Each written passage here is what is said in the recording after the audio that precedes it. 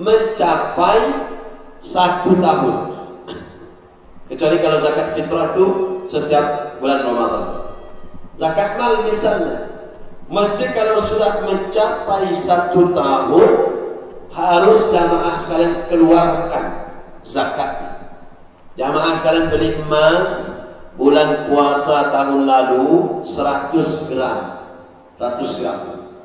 Sampai tahun ini belum ada yang dijual, itu mas utuh 100 gram, wajib dikeluarkan emasnya, dikeluarkan zakatnya. Berapa?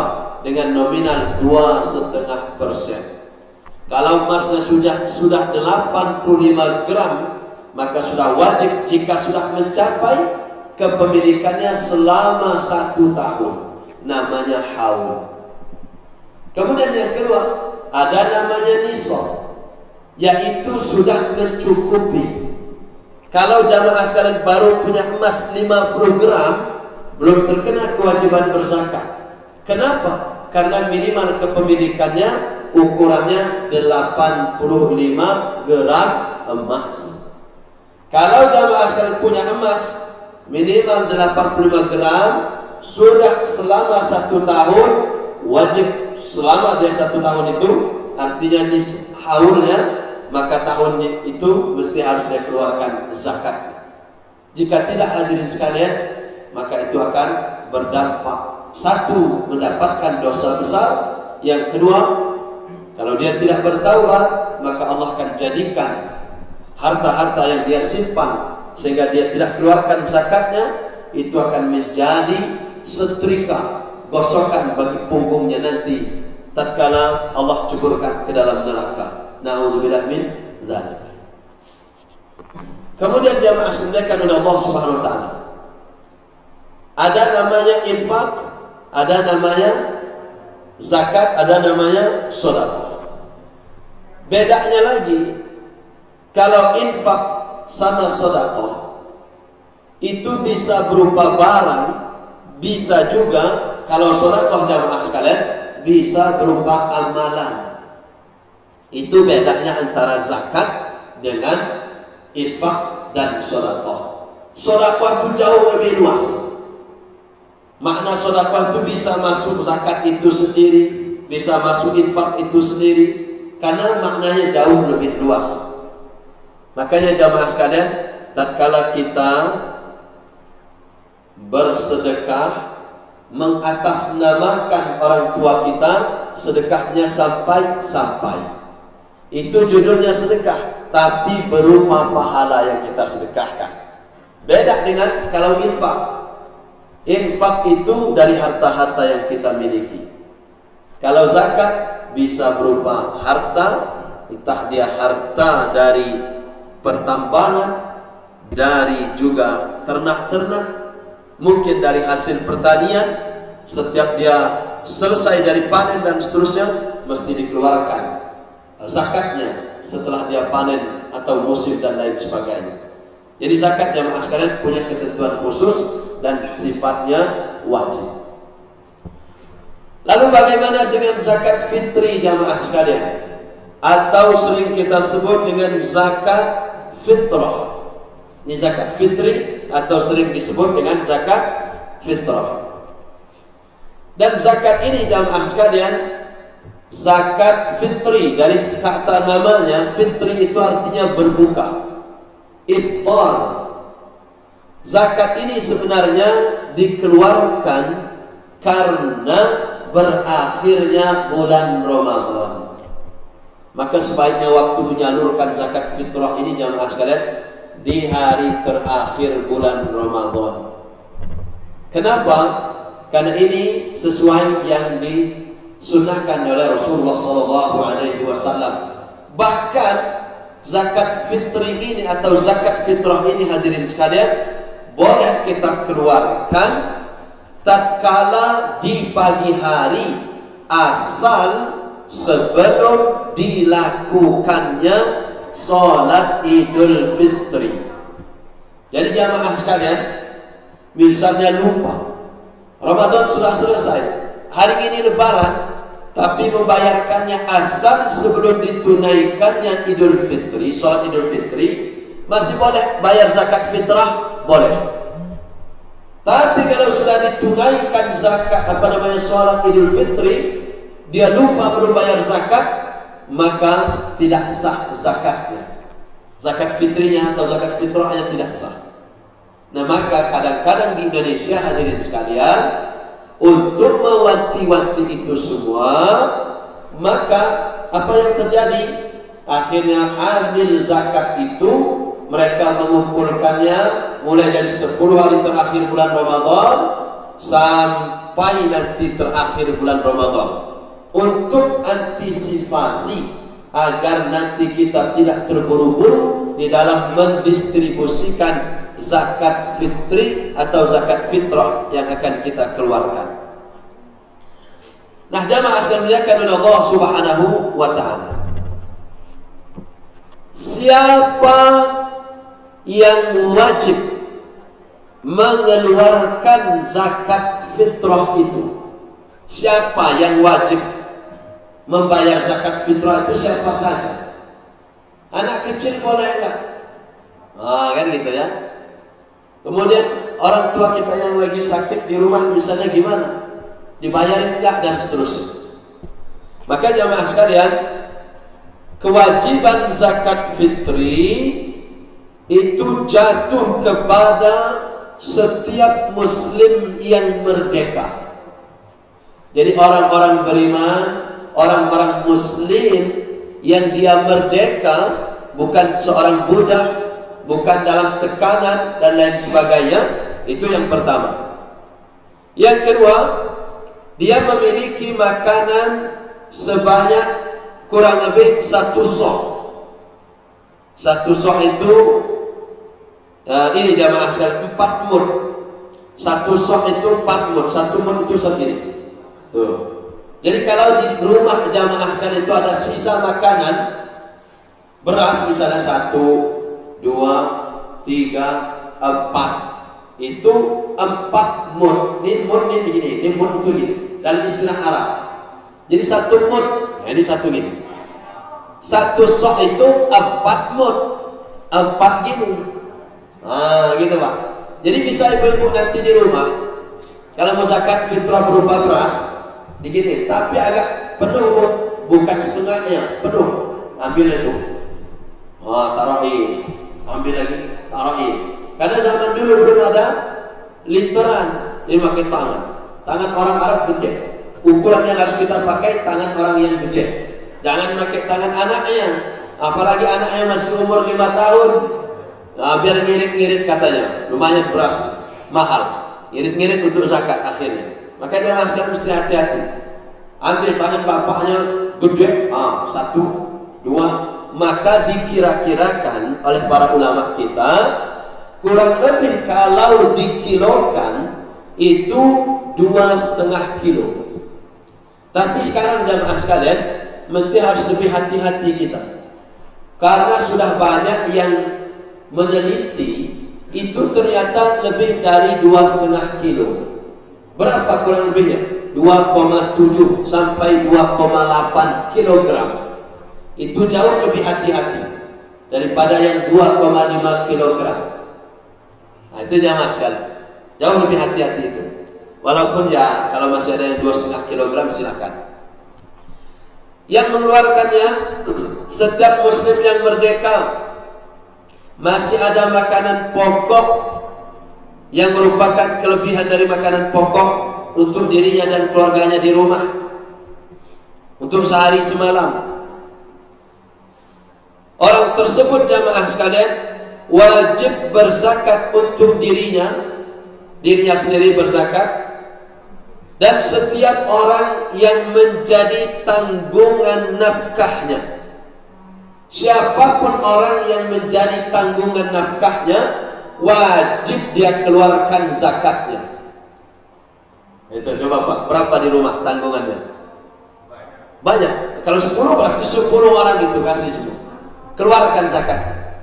Di rumah yang anaknya 5, istrinya 3 misalnya, istri 3 itu tanggungannya, keluarkan zakatnya. Istrinya 4, anaknya 20, berarti 20 anak itu menjadi tanggungannya, dia keluarkan zakat. Nah, itu jamaah sekarang. Jadi mesti harus diperhatikan.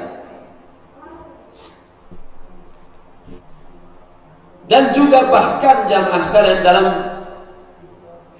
buku yang ditulis oleh Said Sabiq ini, bahkan pelayan-pelayan, atau kalau di tempat kita jamaah sekalian ada namanya asisten rumah tangga. Bahkan asisten-asisten rumah tangga yang menjadi tanggungan kita juga, kalau bisa mereka juga kita yang mengeluarkan zakat mereka. Karena itu sudah menjadi tanggungan kita. Dia yang melayani anak-anak kita, menyiapkan masakan-masakan untuk kita dan lain sebagainya. Dan kita juga yang menggajinya, kita yang menjaganya, dan itu pun jamaah sekalian mesti harus menjadi tanggungan kita juga. Ini jamaah sekalian yang dimuliakan oleh Allah Subhanahu wa taala. Nah, berapa kadarnya jamaah sekalian? Kadarnya zakat fitri ini seperti yang sudah kita ketahui, itu minimal, ini minimal jamaah sekalian, 2,5 kilogram emas atau makanan pokok. Makanan pokok. Terus jamaah sekalian dibingungkan, ada video-video yang berseliweran. Ada ustaz yang bilang tidak boleh membayar zakat fitrah dengan uang. Pernah dengar? Itu ya. Haram katanya, tidak sah dan lain sebagainya. Memang menurut jumhur ulama jamaah sekalian, khusus untuk zakat fitri ini memang sebaiknya dikeluarkan dalam bentuk makanan pokok. Nabi betul tidak pernah mengeluarkan uang, tidak pernah. Berzakatnya pakai dinar, pakai dirham, betul enggak? Makanan pokok, bisa gandum, bisa kalau memang makanan pokoknya ternyata tiwul, misalnya di Lampung ini, ya tiwul itu berarti yang harus dia keluarkan. Itu jamaah sekalian. Ternyata beras di Indonesia ini beras, makanan pokok kita. Dan itu jamaah sekalian, itu jauh lebih aman. Terus bagaimana Ustaz? Kok ada yang berzakat menggunakan uang? Itu pendapatnya Abu Hanifah, mazhab Imam Hanafi. Itu yang beliau membolehkan zakat itu dengan kadar nilai. Berapa nilai beras yang akan dia zakatkan? Nah, mesti yang harus menjadi perhatian juga jamaah sekalian, jangan sampai waktu kita mau mengeluarkan zakat fitrah atau zakat fitri ini, kita memilih jenis berasnya, beras yang jelek. Sementara beras yang mereka makan sehari-hari adalah beras yang bagus. Contoh, jamaah sekalian ini yang ada di Masjid Al-Abrar ini, rata-rata kalau makan untuk konsumsi harian itu berasnya harganya 15.000. Giliran mau berzakat, dia cari beras yang harganya 10 ribuan, yang kalau matang diginiin itu hancur, jatuh. Cocoknya digoreng.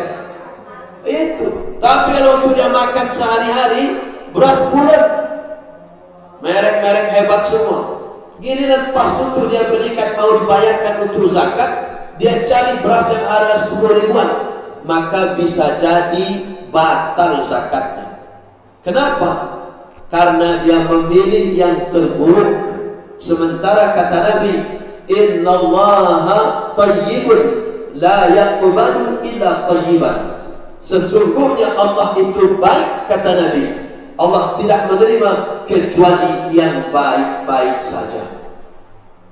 Jangan diakali.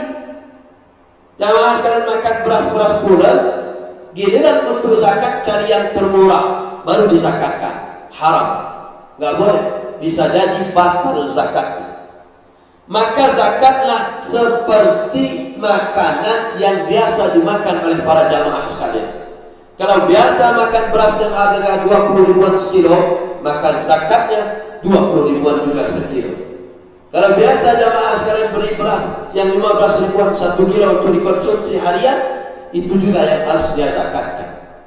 Kalau memang yang 12 ribuan sekilo, itu juga yang harus dia zakatkan. Tapi kalau memang dia kebiasaannya memang membeli atau mengkonsumsi yang hanya harga 10 ribuan per kilonya beras, nah itulah yang dia harus zakatkan juga. Syukur-syukur kalau lebih di atas itu. Mereka konsumsinya harga yang 10 ribuan, tapi untuk zakat dia beli yang harga 15 ribuan. Bagus, mantap. Ini berarti benar-benar ingin mencari yang terbaik untuk dia keluarkan di jalan Allah Subhanahu wa ta'ala.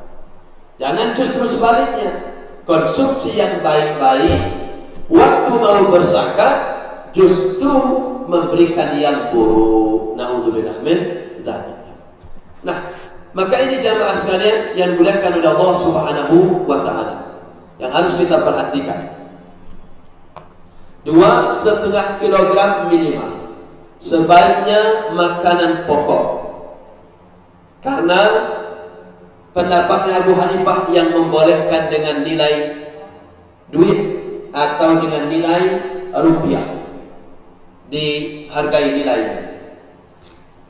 Kemudian jamaah sekalian dimuliakan oleh Allah Subhanahu wa ta'ala, siapa saja orang-orang yang berhak untuk menerima zakat fitri kita ataupun zakat mal kita misalnya, dan itu jawabannya jamaah sekalian ada di dalam surah At-Taubah ayat yang ke-60.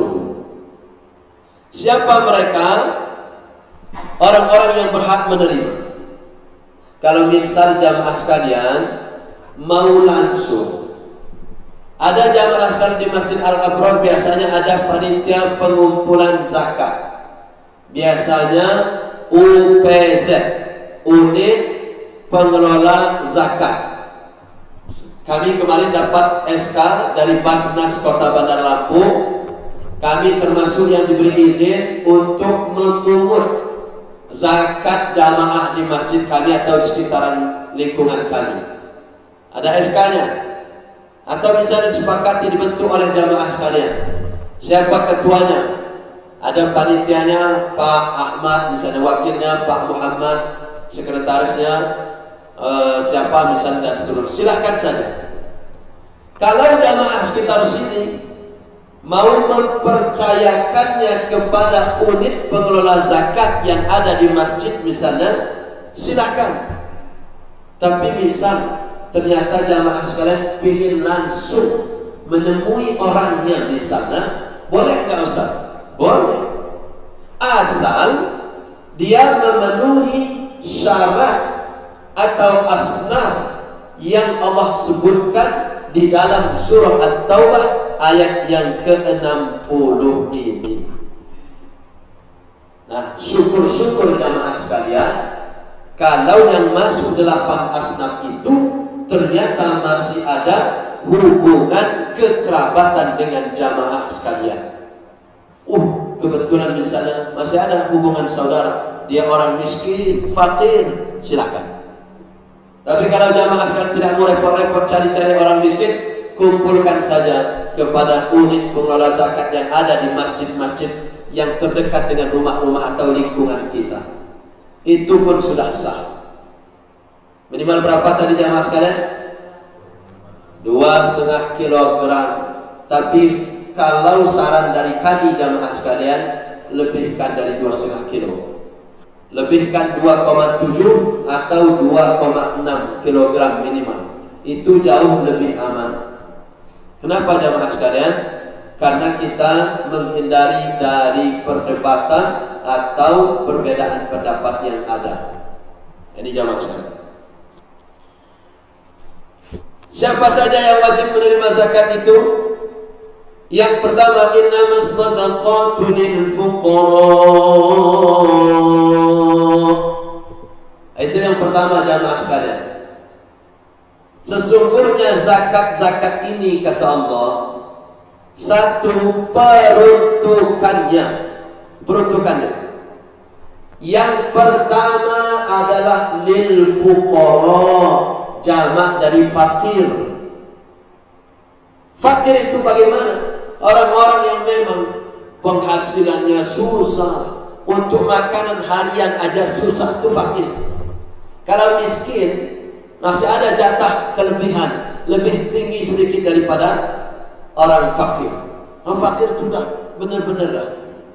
Termasuk orang-orang yang ya mungkin dia tinggalnya hanya di emperan-emperan jembatan, itu fakir itu. Kalau orang-orang miskin sudah ada tempat tinggal tapi penghasilan serabutan, susah juga. Nyekolahin anak susah, kemudian juga untuk makan harian juga susah, itu miskin. Nah, itu jamaah sekalian.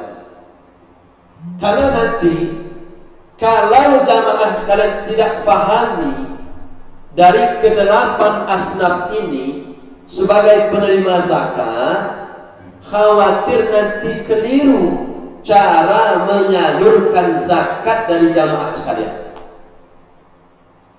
Ada nggak yang selama ini keliru? Banyak.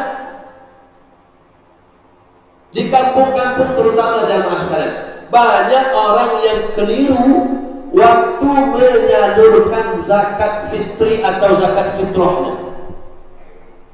Pernah dengar jamaah sekalian, anaknya ngeluarin zakat untuk ayahnya?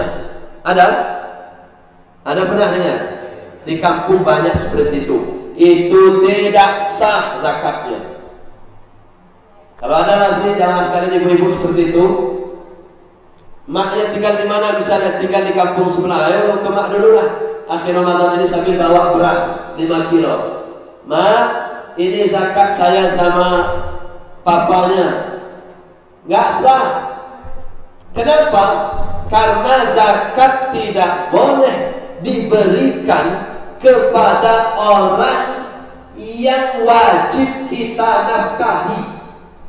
Orang tua itu wajib dinafkahi oleh anak-anaknya. Orang tua itu wajib dipelihara oleh anak-anaknya. Birrul walidain. Gitu. Seorang istri nggak boleh ngasih zakat sama seorang suami, nggak boleh ngasih zakat sama istrinya, ngasih zakat sama anaknya, nggak boleh, haram, nggak sah zakatnya. Nah, yang banyak terjadi ini jamaah sekalian, zakat sama ayah. Dia sudah nikah nih, rumahnya kan udah pisah. Walaupun rumahnya udah pisah, itu sebagai ayah kita, kita itu wajib menafkahi ayah kita. Jadi orang-orang yang wajib kita nafkahi tidak boleh kita zakati. Hati-hati itu. Jangan lagi nanti ibu-ibu ada yang terjadi seperti ini. Kalau ada tetangga yang masih seperti itu, bilang nih, nggak boleh bu, kan itu ibunya ibu kan. Ibu itu wajib menafkahinya. Orang yang wajib kita nafkahi tidak boleh kita zakati. Itu kesalahan itu. Banyak orang yang melakukan kesalahan di kampung-kampung itu, banyak seperti itu. Termasuk juga jamaah sekalian sama kakek sama nenek. Karena mereka juga sebenarnya menjadi tanggungan kita juga untuk menafkahi mereka. Walaupun ini ikhtilaf kalau sudah levelnya nenek dan kakek itu jamaah sekalian. Tapi lebih amannya itu tidak usah. Wajib saja kita nafkahi. Nah, ini jamaah sekalian yang dimuliakan oleh Allah Subhanahu wa taala. Kesalahan yang kedua. Apa kesalahan kedua orang berzakat? Dia zakatnya ke masjid. Tidak ada cerita zakat ke masjid. Yang ada kalau untuk ke masjid itu antara infak sama sedekah. Tidak ada cerita judulnya zakat untuk masjid. Tidak boleh. Selama ini ada kan? Banyak masyarakat kan? Zakat untuk masjid. Panitia terima aja karena panitia juga paham. Oh iya, terima kasih. Akhirnya ini jangan diterima. Enggak boleh. Stand tuntunannya, sandaran dalilnya apa? Nah, maka jamaah sekalian wajib mengetahui siapa saja yang wajib menerima zakat itu. Maka yang pertama kata Allah, lil fuqara. Yang pertama untuk orang-orang fakir. Orang miskin banget tuh fakir. Nah, itu jamaah sekalian, wajib tuh cari. Kalau tempat kita didata, siapa aja orang-orang fakir itu didata. Nah, itu satu. Biasanya kita serahkan ke amir, nanti amir yang nyari. Para panitia atau amir itu mesti yang amanah. Jangan pilah-pilah. Oh, ini aja. Ini karena dulu tim ses kita. Kasih dia 5 bagian. Sana nanti satu aja. Yang tim sesnya satu, padahal dia jauh lebih banyak anaknya. Lihat, kalau dia ternyata susah, anaknya banyak, kemudian juga tanggungannya banyak, itu lebih banyak kan itu. Orang fakir begitu, kasih yang banyak.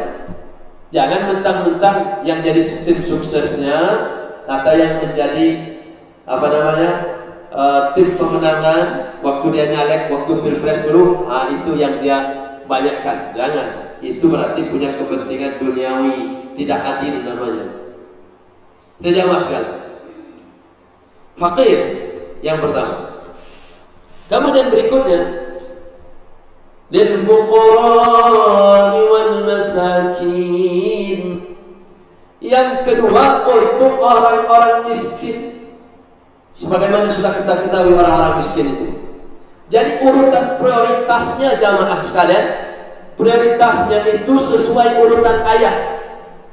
Yang pertama, utamakan orang-orang fakir dulu. Orang-orang fakir dulu. Yang kedua baru orang-orang miskin. Lalu yang ketiga siapa? Yang ketiga, wal-amilin. Orang-orang yang menjadi amil zakat. Tugasnya ngumpulin zakat. Nah, cuma saya perlu kritisi juga ini para amil-amil yang ada di masjid. Amil itu artinya pekerja. Orang yang jadi amil beneran itu mestinya yang benar-benar dia bekerja. Baik dia ngambilin zakat dari rumah ke rumah, nggak apa-apa, jangan sekalian, Pak, ini saya ada 1 kintal zakat kami keluarga. Tolong ada nggak panitia? Mesti itu panitia bawa mobil, ambil, jemput. Karena begitu sebenarnya tugas amil itu.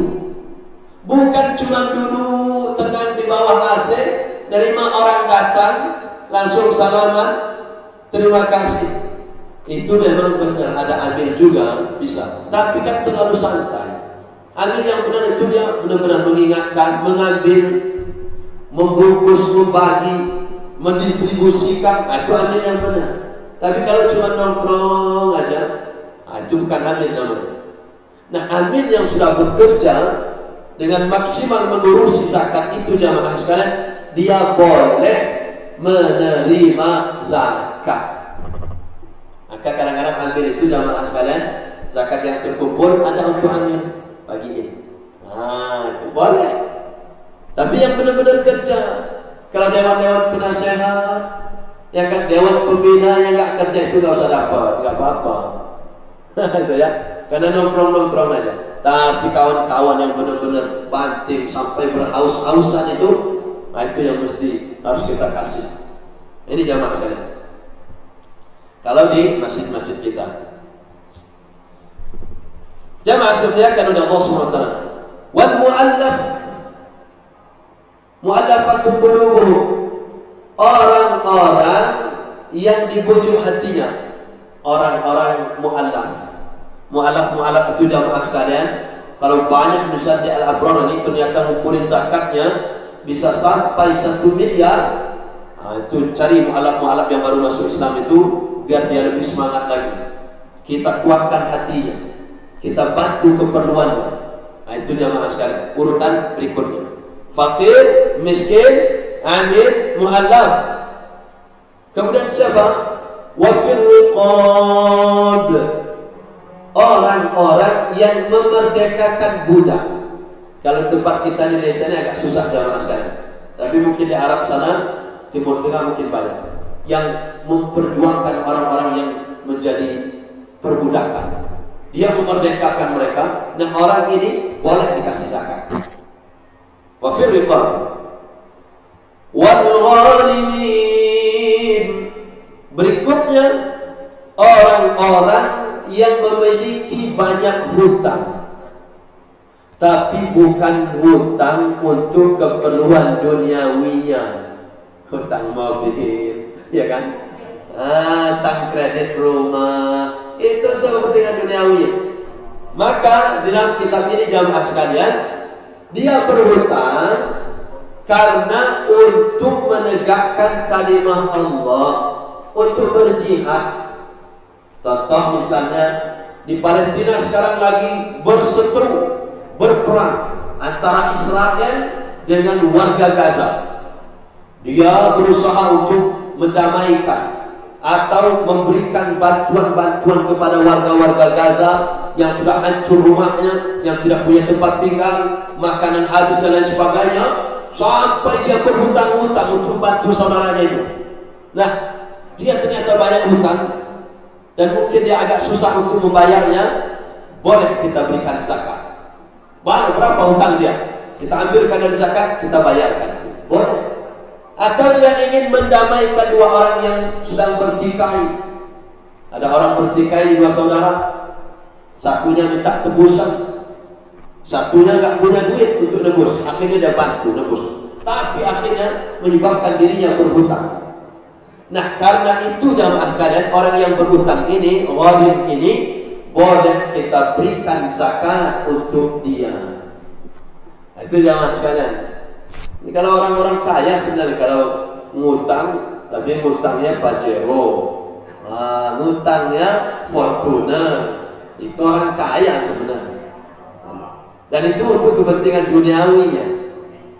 Tapi kalau memang mungkin karena kebakaran atau segala macam, sehingga dia harus banyak berhutang, dan itu perlu juga kita berikan zakat. Boleh kita bantu dia untuk meringankan beban hutangnya dengan zakat-zakat yang sudah kita kumpulkan untuk dia.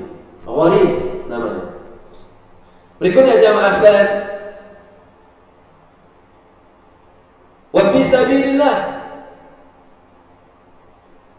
orang-orang yang berjihad di jalan Allah. Walaupun sekarang sudah berkembang lagi ini jamaah sekalian, karena orang yang berjuang di jalan Allah itu, namanya berjihad itu bisa maknanya banyak. Jihad yang paling tinggi adalah al-qital. Jihad yang paling tinggi itu adalah perang. Kayak nih, Hamas lagi ngelawan Israel itu jihad paling tinggi, itu perang benar. Tapi bisa bermakna jihad itu adalah memperjuangkan agama Allah, seperti orang-orang yang mengajar ngaji di TPA. Akhirnya dibolehkan oleh sebagian para ulama. Orang-orang seperti itu boleh, karena dia membina rumah-rumah Quran, membutuhkan banyak biaya juga misalnya. Karena dia juga jihad fisabilillah, menegakkan agama Allah, mensyiarkan agama Allah. Maka orang ini termasuk juga orang yang berjihad fisabilillah. Nah, itu jamaah sekalian.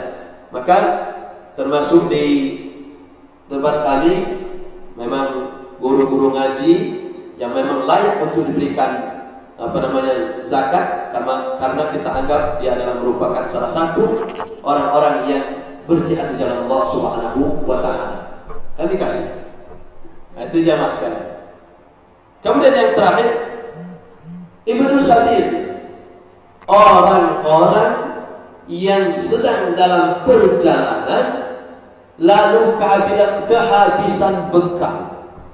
Dari Jawa Timur pengen pulang kampung ke Krui, sampai di Raja Basah kecopetan atau hilang, habis ongkos, karena ternyata dia tidak tahu kalau ongkos sudah naik melambung tinggi.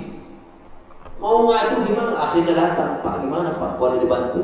Saya ini mau ke Krui, baru nyampe pada Lampung, habis ongkos, nggak ada yang segala macam. Orang sedang dalam perjalanan. Perjalanan tentunya bukan dalam kemaksiatan, tapi perjalanan dalam ketaatan atau silaturahim dan lain sebagainya. Habis bekalnya, lalu kita ambilkan. Kita berapa dia butuh modal, kita berikan dia. kita kasih dari zakat-zakat yang sudah kita kumpulkan. Boleh, boleh. Nah, maka dari ini jamaah sekalian, siapa yang pertama tadi? Fakir. Yang kedua, miskin. Amin. Berikutnya, mu'allaf. Orang yang memerdekakan budak. Berikutnya, orang yang berhutang. Berikutnya, orang yang berjihad di jalan Allah. Yang kedelapan, ibnu sabil, orang-orang yang dalam perjalanan kehabisan bekal. Ada enggak untuk masjid? Enggak ada, Pak. Maka jangan bersedekah ke TPA, bukan. Jangan berzakat ke masjid. Jangan berzakat ke TPA. Tapi kalau mau persoalannya boleh. Jangan berzakatnya, saya zakat untuk rumah Quran ini. Kasih, siapa yang mau diberikan? Untuk anak-anaknya. Orang-orang yang kita anggap itu adalah orang-orang yang fi sabilillah, jihad fi sabilillah, silakan. Tapi kalau secara lembaga, kita kasih secara lembaga, jangan. Karena ada niat khusus jamaah sekalian di dalam berzakat. Karena itu adalah merupakan suatu kewajiban. Dan innamal a'malu binniyat, kata Nabi, sesungguhnya amal itu tergantung dari niat-niatnya. Wallahu a'lam bishawab jamaah sekalian. Sudah 1 jam kami memberikan penjelasan ini dan kami berikan kesempatan untuk tanya jawab 5 menit.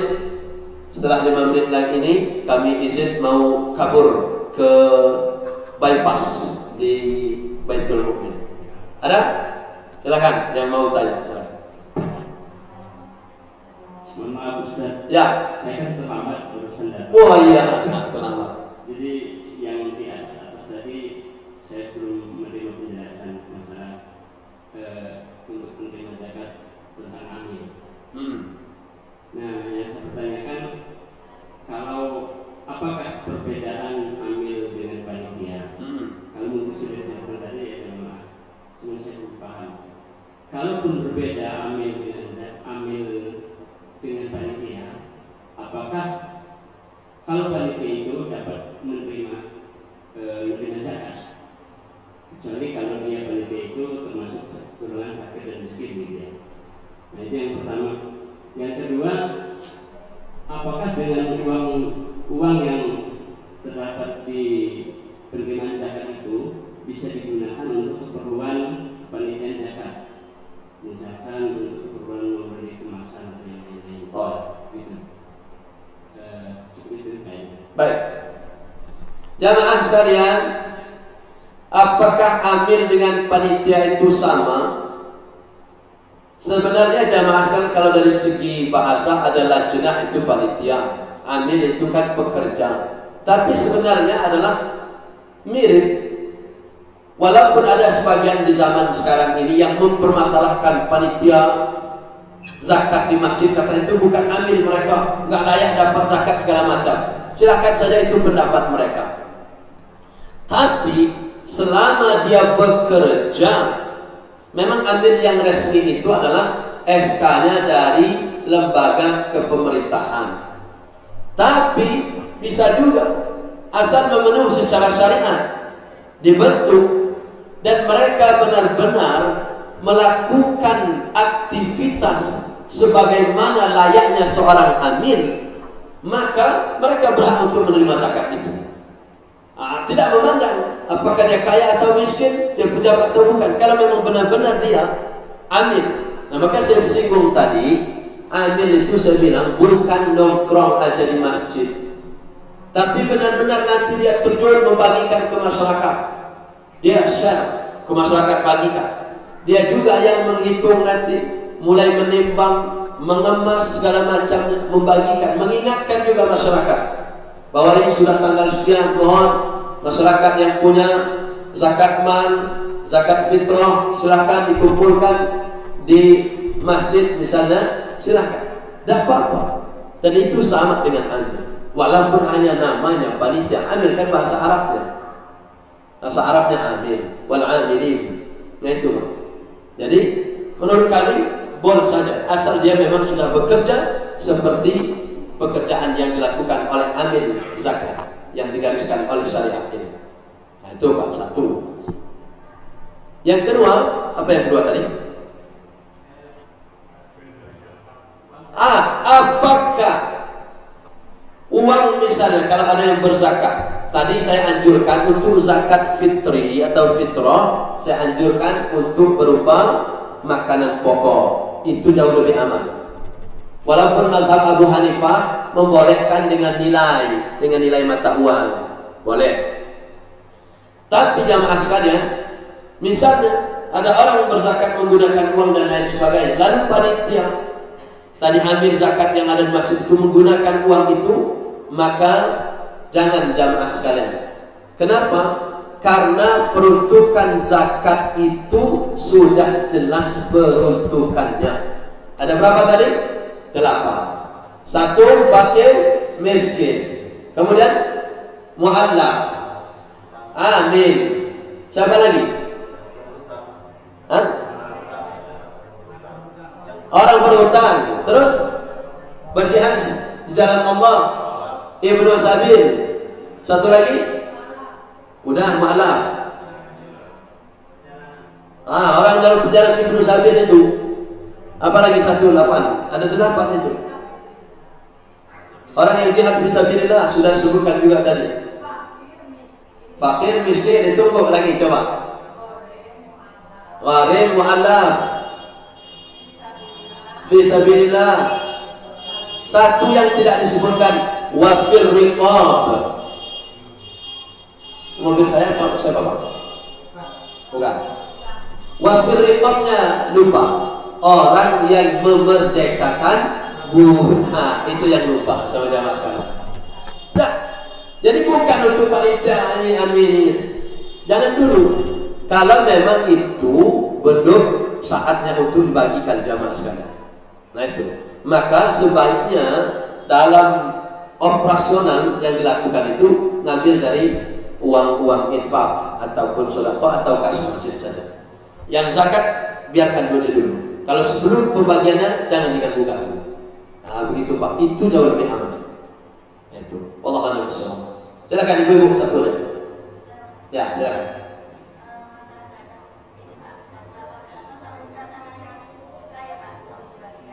Gimana? Zakat mal sama. Pembagiannya untuk mereka juga. Zakat fitrah pun iya. Begitu.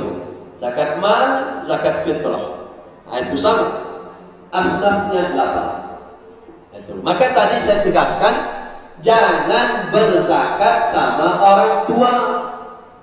Jangan berzakat sama ayah ibu. Berzakat sama istri. Berzakat sama anak. Bahkan sampai kakek juga tidak dibolehkan oleh sebagian ulama. Karena mereka ini masih menjadi tanggungan dari kita. Ayah ibu itu masih wajib kita nafkahi. Maka di kampung-kampung ini mesti harus saya gaungkan lagi.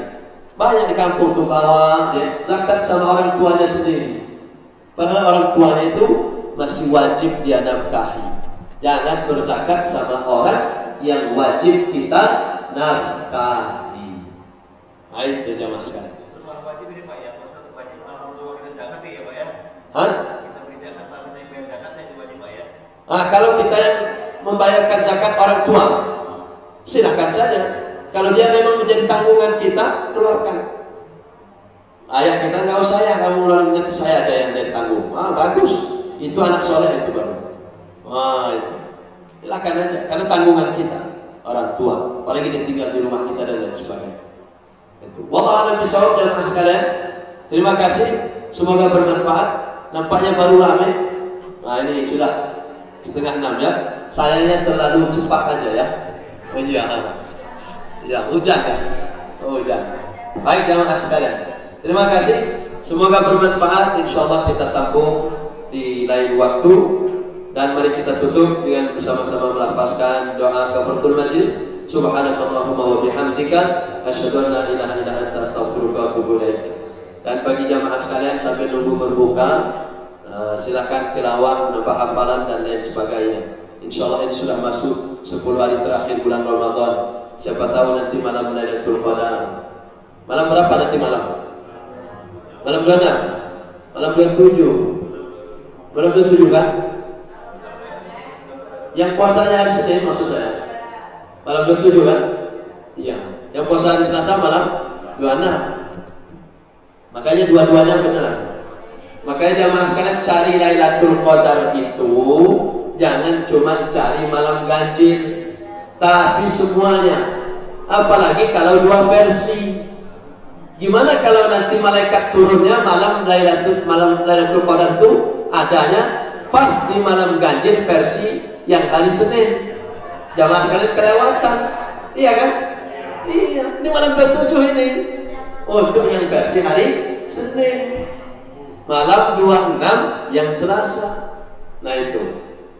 Besok malam baru malam 27 malaikat udah turun tadi malam. Jamaah sekalian kecilnya. Nah, makanya dijaga aja. 10 hari terakhir bulan Ramadan dijaga aja. Terus saja ditingkatkan amalan. Iktikaf terus. Masuk 10 hari terakhir Ramadan, iktikaf terus. Begitu. Allah alam bisawab jamaah sekalian, selamat berbuka puasa. Semoga ibadahnya diterima oleh Allah Subhanahu wa taala. Demikian, wassalamualaikum warahmatullahi wabarakatuh.